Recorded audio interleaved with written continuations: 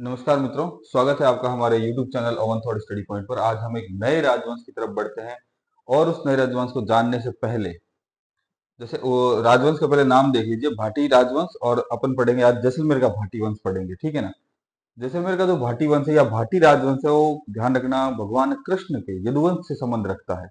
यदुवंशी भी इनको कहते हैं। इनके फ्लैग के अंदर लिखा हुआ है छत्राला यदुपति, छत्राला यादवपति लिखा हुआ है, इनके फ्लैग के अंदर भी लिखा हुआ है। ठीक है, तो आज हम भाटी राजवंश पढ़ेंगे, पर इससे पहले आज भारत के, राजस्थान के ही नहीं भारत के एक महान क्रांतिकारी की पुण्यतिथि है, श्री केसरी सिंह जी बारहट। पहले उनके बारे में थोड़ा बहुत जान लेते हैं, उसके बाद अपन आगे चर्चा करेंगे, ठीक है ना। तो केसरी सिंह बारहट, देखिए जन्म जो है इनका 21 नवंबर 1872 में देवपुरा रियासत शाहपुरा राजस्थान के अंदर इनका जन्म होता है, ठीक है ना। पिता का नाम कृष्ण सिंह बारहट। जब केसरी सिंह मात्र 1 माह के थे, कितने माह के, जब केसरी सिंह जो थे वो मात्र 1 माह के थे, तभी उनकी माता का क्या हो गया, निधन हो गया। और इनका लालन पालन जो है उनकी दादी ने किया, ठीक है। आगे देखिए इनकी शिक्षा, शिक्षा इनकी उदयपुर में हुई। उदयपुर सिटी के अंदर इनकी शिक्षा होती है। वहां पर ये बांग्ला, मराठी, गुजराती आदि भाषाओं के साथ साथ इतिहास, दर्शन, मनोविज्ञान, खगोल शास्त्र, ज्योतिष आदि का अध्ययन कर प्रमाणिकता, विद्वता हासिल करते हैं, यानी बहुत अच्छे विद्वान बनते हैं। और ध्यान रखना, चारण होने के कारण वाक चातुरी तो वैसे ही इनके अंदर बहुत था। चारण जाति आज भी वाक चातुरी, सरस्वती तो उनकी जुबान पर रहती है, तो वाक चातुरी तो इनके अंदर बहुत चीज था। पर उसके साथ साथ जन्म में डिंगल और पिंगल भाषा के काव्य सृजन तो इनको जन्मजात ही मिला था, क्योंकि वो चारण संस्कारों में शामिल था, डिंगल और पिंगल भाषा का। ठीक है, स्वाध्याय के लिए मतलब खुद अध्ययन करने के लिए इनके पिता जो थे, जिनका नाम था कृष्ण सिंह, इनका प्रसिद्ध पुस्तकालय था कृष्ण वाणी विलास, उसके अंदर बैठ के खुद स्वाध्याय करते थे। राजनीतिक गुरु, ध्यान रखना, इटली के राष्ट्रपति मैजिनी को अपना राजनीतिक गुरु मानते थे। मैजिनी की जो जीवनी थी वो वीर सावरकर ने लंदन में पढ़ते समय मराठी में लिखकर गुप्त रूप से लोकमान्य तिलक को भेजी थी, क्योंकि उस समय ध्यान रखना मैजिनी की जीवनी की पुस्तक जो थी वो ब्रिटिश साम्राज्य में पाबंदी लगा रखी थी। केसरी सिंह जी ने इस मराठी पुस्तक का हिंदी अनुवाद किया। और ध्यान रखना, इनके पुत्र प्रताप सिंह बारहट 1917 में बनारस षड्यंत्र अभियोग के अंदर पकड़े गए। उन्हें 5 वर्ष के लिए बरेली में केंद्रीय जेल में डाल दिया गया। जेल में उनके साथ भयानक यातनाएं दी गई, उनको प्रलोभन आदि दिए गए। 27 मई 1918 को मात्र 22 वर्ष की उम्र में प्रताप सिंह जी क्या हो गए, शहीद हो गए। एक इनकी किताब आती है चेतावनी चुंगटिया, 1903 के अंदर। ध्यान रखना, लॉर्ड कर्जन द्वारा दिल्ली के अंदर दिल्ली दरबार का आयोजन किया गया, जिसमें सभी राजाओं को बुलाया गया और मेवाड़ के महाराणा भी उसमें जाना चाहते थे, ठीक है। तो ये राजस्थान के जो जागीरदार क्रांतिकारी थे, इनको उचित नहीं लगा। इन्होंने रोकने के लिए चेतावनी चुंगटिया लिखे और चेतावनी चुंगटिया लिखे इन्होंने। और इससे क्या हुआ, महाराणा प्रभावित हुए। तो महाराणा जो थे वो दिल्ली जाकर भी, महाराणा जो थे दिल्ली जाकर भी उन्होंने दिल्ली दरबार को अटेंड नहीं किया, दिल्ली दरबार में शामिल नहीं हुए।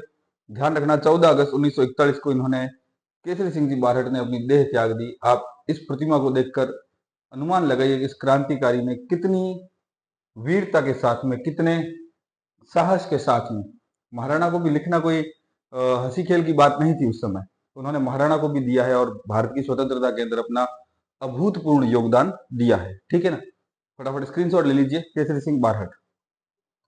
इनके कुछ सोल्ट भी है, ध्यान रखना, गिरद गंजा घमसाण नहचे धर माई नहीं, मावे किम महाराणा गद दोसेरा गिरद में।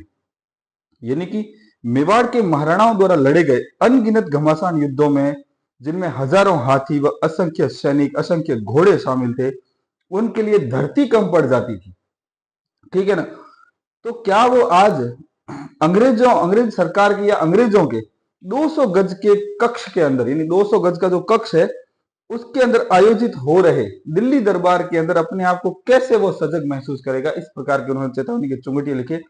एक और लिखा था उन्होंने, मेरे को याद आ रहा है, मान मोद सिसोद राजनीति बड़ राखणो ई गवर्नमेंटरी गोद फल मीठा डीठा फता। हे महाराणा सिसोदिया, राजनीतिक इच्छा शक्ति व बल रखना। इस सरकार की गोद में बैठकर आप जिस मीठे फल की आस कर रहे हैं, वह फल मीठा नहीं है, वह फल जहर के समान है, वह फल खट्टा है। ये कहा था केसरी सिंह जी बारठ ने चेतावनी का चुमिटिया के अंदर।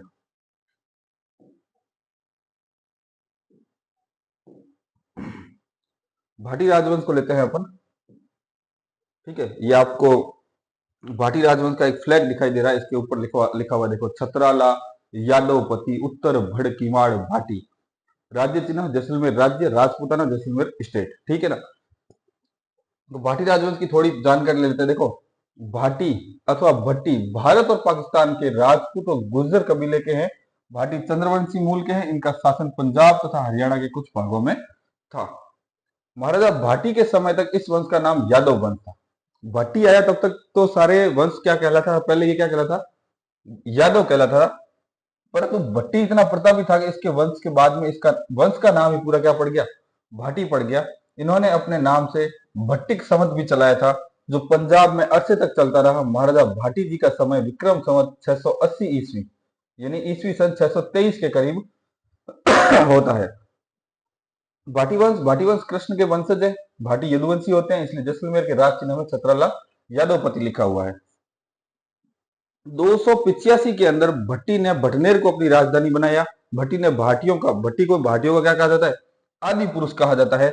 भाटी राज्य का संस्थापक भी कहा जाता है। भटनेर के कारण भाटियों को उत्तर भड़ किवाड़ के नाम से भी जाना जाता है। उत्तरी सीमा का प्रहरी उनको कहा जाता है। मंगलराव राजधानी तन्नौर। देवराज ने पंवारों से लोद्रवा छीना और लोद्रवा को अपनी राजधानी बनाया। मुमल व महेंद्रा, ये ध्यान रखना, महेंद्र अमरकोट का था राजकुमार और मुमल लोद्रवा की राजकुमार थी। मुमल और महेंद्र अपन प्रेम कहानी सुनते हैं। ये ध्यान रखना कि मंगलराव था, उसकी राजधानी तन्नौर थी। मंगलराव के बाद देवराज आया, देवराज की राजधानी लोद्रवा रही। और लोद्रवा वही जगह है जहां पर मुमल और महेंद्रा दोनों की फेमस प्रेम स्टोरी, लव स्टोरी चलती है। फटाफट स्क्रीनशॉट लीजिए, चलते हैं आगे के पेज पे।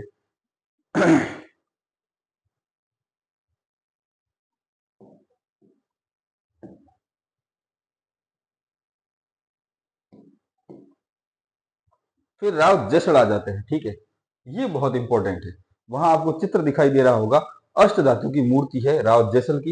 ये चित्र आपको दिखाई दे रहा होगा, दोनों पोर्शन से दिखाया मैंने। ये इस तरफ का भाग है, ऐसे खड़े होते तो इस तरफ का भाग, और इस तरह खड़े होते तो इस तरफ का भाग, दोनों तरफ का भाग आपको दिखाई दे रहा होगा। 12 जुलाई 1500, ध्यान रखना, 12 जुलाई 1555 ईस्वी को जैसलमेर की स्थापना करता है। वह इसे अपनी राजधानी बनाता है। रावल जैसल ने इसूल नामक एक ऋषि से मुलाकात की, जो चट्टान यानी मेरठ पहाड़ी पर रहा करते थे। राजनीतिक दृष्टि से समझदार राव जैसल ने मेरठ पहाड़ी पर किले का निर्माण करवाया। यही किला आगे चलकर जैसलमेर साम्राज्य का केंद्र बना। जैसलमेर जिले का भूभाग प्राचीन काल में मांडधरा अथवा वल्लभ मंडल के नाम से प्रसिद्ध था। ठीक है, फटाफट स्क्रीनशॉट लीजिए, चलते हैं आगे की तरफ। टेक्निकल इश्यूज आ रहे हैं, देखते हैं थोड़ा। एक बार रीस्टार्ट हो रहा है वापस से टेक्निकल इश्यू के कारण।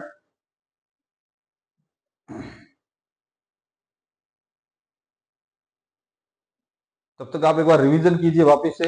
अपन बात कर रहे हैं किसकी, जैसलमेर की बात कर रहे हैं। तो जैसलमेर के अंदर हमने सबसे पहले क्या पढ़ा है कि जैसलमेर के अंदर हमने पढ़ा है भाटी वंश को। ठीक है, भाटी वंश के अंदर हमने क्या पढ़ा है कि भाटी वंश के अंदर हमने पढ़ा है कि जो जैसलमेर के भाटी है वो भट्टी, जो राजा भट्टी थे उसके वंशज माने जाते हैं। भट्टी को मूल पुरुष माना जाता है। और भट्टी के नाम के बाद ही जब भट्टी का शासक था उसके बाद से ही भाटी राजवंश की शुरुआत होती है। और भट्टी के समय ध्यान रखना, जो महाराज भाटी थे उन्होंने अपने समय में विक्रम संवत चलाया। भट्टी विक्रम संवत चला था, भट्टी विक्रम संवत चलाया था। ठीक है, आगे लेते हैं अपन।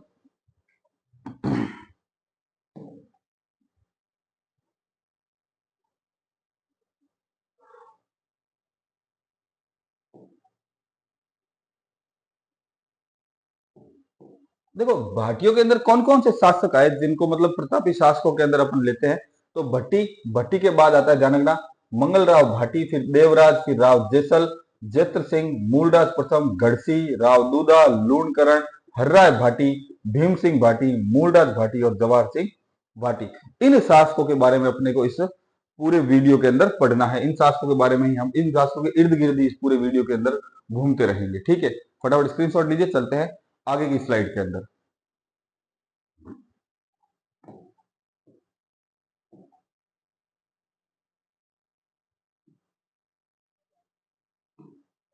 जैसलमेर से संबंधित कुछ महत्वपूर्ण तथ्य ले लेते हैं। देखो, राजस्थान में सबसे ज्यादा प्रमुख पर्यटन स्थलों में से एक है जैसलमेर, ध्यान रखना। इसे गोल्डन सिटी के नाम से भी जाना जाता है।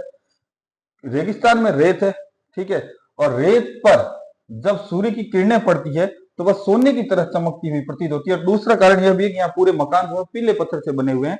इस कारण यहाँ ध्यान रखना, मकान भी किस पत्थर से बने हुए हैं? पीले पत्थर से, ठीक है ना। तो इस कारण भी इसको गोल्डन सिटी के नाम से जाना जाता है। जैसलमेर में कई जैन मंदिर और विशाल हवेलियां स्थित है, जैसे पटवा की हवेली सबसे फेमस है, ध्यान रखना, वहां की पटवा की हवेली। विशाल हवेलियों के अंदर पूछ लिया जाए तो कौन सी हवेली? दो भाइयों ने मिलकर बनाई थी, ठीक है ना। तो पटवा हवेली फेमस है वहां की। फटाफट स्क्रीनशॉट लीजिए, चलते हैं आगे की स्लाइड में। साथ ही साथ आप लोग चैनल को लाइक, कमेंट, शेयर, सब्सक्राइब करते रहिए।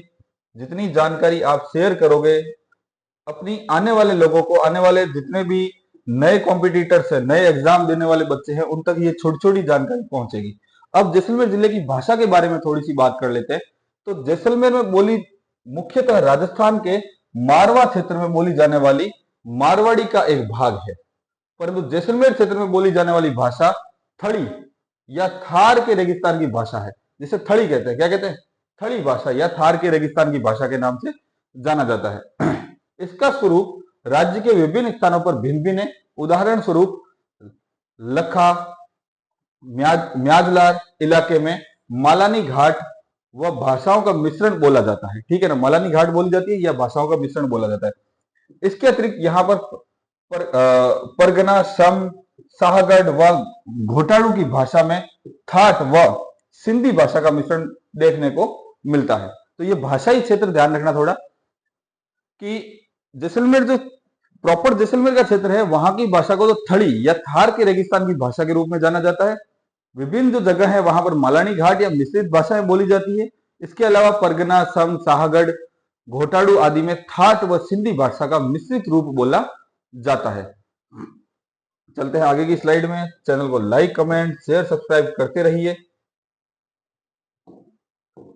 अब आते हैं अपन जैसलमेर के भाटी वंश के ऊपर चर्चा करते हैं। तो जैसलमेर का भाटी वंश, तो वंश कौन सा पढ़ रहे हैं अपन? भाटी। कुल कौन सा इनका? चंद्रवंशी है, ये ध्यान रखना, ठीक है। संस्थापक कौन है? भट्टीय। भाटी वंश का संस्थापक भट्टीय, ठीक है ना। भट्टीय से पहले या भट्टी से पहले भाटियों को यादव जाति से पुकारा जाता था। कुल देवी कौन है? ध्यान रखना, स्वांगिया माता, भाला लिए हुए अयड़ माता का ही एक रूप है, ठीक है ना।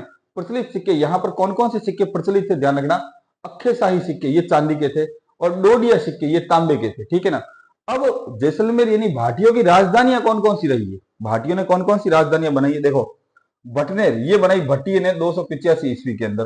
फिर तन्नोट मंगलराव भाटी ने, फिर लोद्रवा देवराज भाटी ने, फिर जैसलमेर स्थापना करता है 1155 ईस्वी में राव जैसल के द्वारा, ठीक है ना।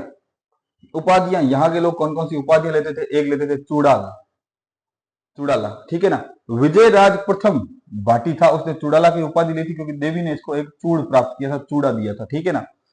उत्तर भड़किवाड़ भाटी ये विजयराज द्वितीय है, वो भी उसको उत्तर भड़किवाड़ भाटी की उपाधि के नाम से भी जाना जाता है। अब ध्यान रखना, मुगलों के साथ संबंध में सबसे पहले अधीनता स्वीकार करने वाला कौन था? हर्राय भाटी था। नागौर दरबार के अंदर 3 नवंबर 1570 के में वह मुगलों की अधीनता स्वीकार कर लेता है। बहुत इंपॉर्टेंट तथ्य मैं लेके आ रहा हूं आपके लिए। इन तथ्यों को अगर पढ़ लिया तो आपको इतना डीप जाके पढ़ने की जरूरत नहीं है। ये सबसे इंपॉर्टेंट चीजें हैं, इनको आप एक बार अच्छे से पढ़ लो, इनके अच्छे से नोट्स बना लो। अगर नोट्स भी नहीं बना रहे हो तो आप मेरे को जो मैं पढ़ा रहा हूं इसको बड़े गौर से सुनो। एक बार, दो बार सुनोगे तो आराम आपको आसानी से याद हो जाएगा। आगे देखते हैं, ठीक है। अब बात करते हैं, देखो ब्रिटिश कंपनी से संधि करने वाला शासक कौन है? मूलराज सेकंड है, ठीक है। दिसंबर 1818 में इसने संधि कर ली। 1857 की क्रांति के समय ध्यान रखना कौन थे? महारावल रणजीत सिंह के काल में ये क्रांति हुई थी, 1857 की क्रांति, ठीक है ना। यहाँ देखो महारावल सालीवाहन का यहाँ पे चित्र दिया गया 1891 के अंदर का ये चित्र है जैसलमेर का, ठीक है ना। जैसलमेर प्रजामंडल की स्थापना कब होती है? ध्यान रखना 1945 में जोधपुर के अंदर होती है। संस्थापक कौन थे? मीठालाल व्यास, ठीक है। जैसलमेर के अंतिम नरेश कौन है? लास्ट शासक कौन है, ध्यान रखना, महारावल जवाहर सिंह। एकीकरण के चतुर्थ चरण बृहत राजस्थान संघ में 30 मार्च 1949 को इसका विलय हो जाता है जैसलमेर का। यहाँ के प्रसिद्ध क्रांतिकारियों में नाम आता है, ध्यान रखना सबसे इंपॉर्टेंट चीज है, जैसलमेर के जो प्रसिद्ध क्रांतिकारी हैं उनमें सबसे अग्रणीय नाम आता है सागरमल गोपा का। ठीक है, 1915 में सर्वहितकारी वाचनालय जैसलमेर की स्थापना करते हैं कौन, सागरमल गोपा। जैसलमेर में गुंडा राज नामक अपनी पुस्तक में महारावल जवाहर सिंह भाटी के अत्याचार व शोषण का पर्दाफाश भी करते हैं कौन, सागरमल गोपा। दूसरी पुस्तक इनकी कौन है, आजादी के दीवाने, इन्होंने जेल के अंदर बैठे बैठे लिखी थी। 4 अप्रैल 1946 को थाने में थानेदार गुमान सिंह द्वारा इन्हें जिंदा, मिट्टी का तेल इनके ऊपर डालकर इनको जिंदा जला दिया गया। बाद में एक आयोग बैठा जिसको गोपाल स्वरूप पाठक आयोग कहते हैं। गोपाल स्वरूप पाठक आयोग ने इसको क्या कह दिया, आत्महत्या का रूप दे दिया, आत्महत्या करार कर दिया। तो ये इंपॉर्टेंट चीजें हैं, फटाफट विथ डेट आपको दे रहा हूं, तो आप इन चीजों को फटाफट नोट डाउन करते रहिए। जितना नोट डाउन करोगे उतना आपके लिए बहुत बेनिफिट देगी ये चीजें, क्योंकि इन चीजों से डायरेक्ट क्वेश्चन आ रहे हैं, हर एक लाइन एक क्वेश्चन है। आगे देखते हैं, ठीक है। देखो ये करार देगी, सॉरी छोड़ो। जैसलमेर में 28 शाखे हुए हैं, ठीक है ना, 28 शाखे मतलब 2 सही 1/2 शाखे,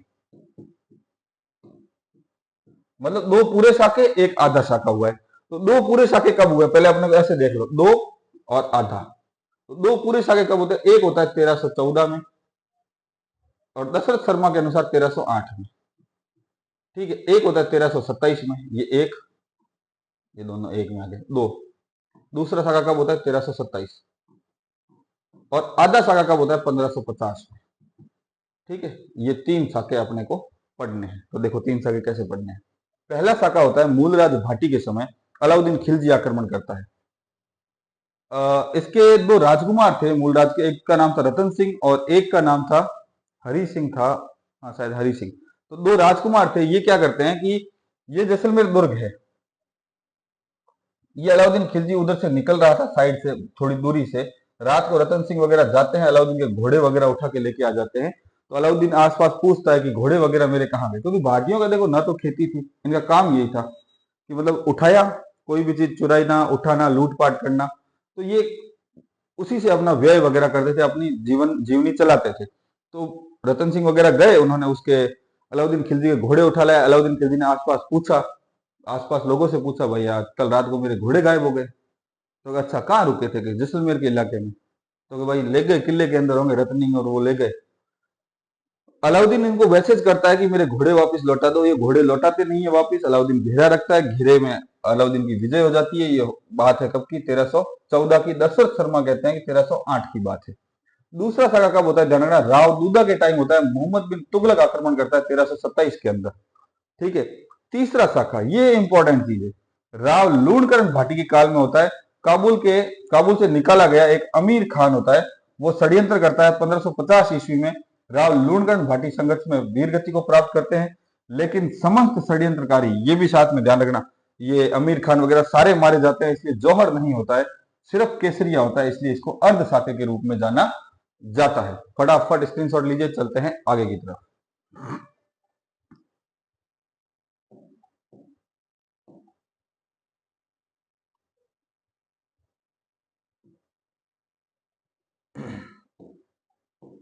अब थोड़ा सा किले के बारे में जान लेते हैं, जैसलमेर दुर्ग के बारे में जान लेते हैं। निर्माता कौन है, राव जैसल। निर्माण काल 1155 में। श्रेणी धानवन दुर्ग के अंदर माना जाता है, क्योंकि चारों तरफ मरुस्थल से घिरा हुआ है। अन्य नाम क्या है, त्रिकुट्राकृति गढ़ या त्रिभुजाकार पहाड़ी पर स्थित है, इस कारण इसको सोनारगढ़ भी कहते हैं, सोनगढ़ भी कहते हैं। पीले पत्थरों से निर्मित होने के कारण जेसाड़ा भी कहते हैं, क्योंकि राव जैसल ने बसाया, इसके लिए जेसाड़ा भी कहा जाता है। प्रसिद्धि क्या है इसकी, तो उत्तर भड़कीवाड़ इसके ऊपर कहा जाता है। एक दोहा भी है इसके ऊपर कि गढ़ दिल्ली गढ़ आगरोन अधगढ़ बीकानेर, भलो चुनायो भाटियां सारे तो भलो चुनायो भाटियों सिरे जैसलमेर।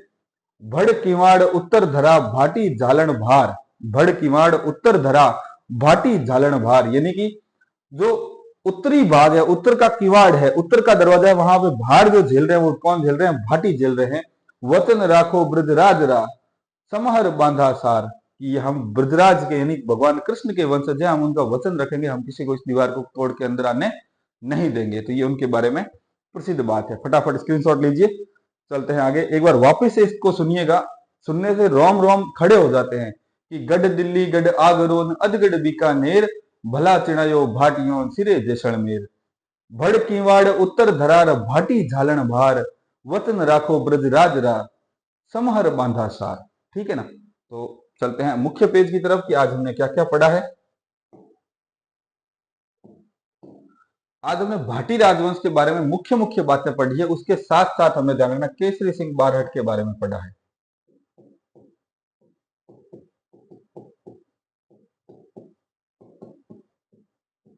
इनके बारे में आज हमने पढ़ा है, केसरी सिंह बारहट के बारे में। आज इनकी पुण्यतिथि थी। सभी इनको हम सभी आज इनको अपने दिल से याद करते हैं। क्यों करते हैं? क्योंकि इन्होंने भारत की स्वतंत्रता के अंदर अपना अभूतपूर्व योगदान दिया है। साथ ही साथ अपने भाटी राजवंश के नोट्स बनाते रहिए, पढ़ते रहिए, घर पे रहिए। बारिश का मौसम है, थोड़ा सावधानी रखिए, इधर उधर बाहर मत घूमिए। चैनल को लाइक, कमेंट, शेयर, सब्सक्राइब करते रहिए। धन्यवाद।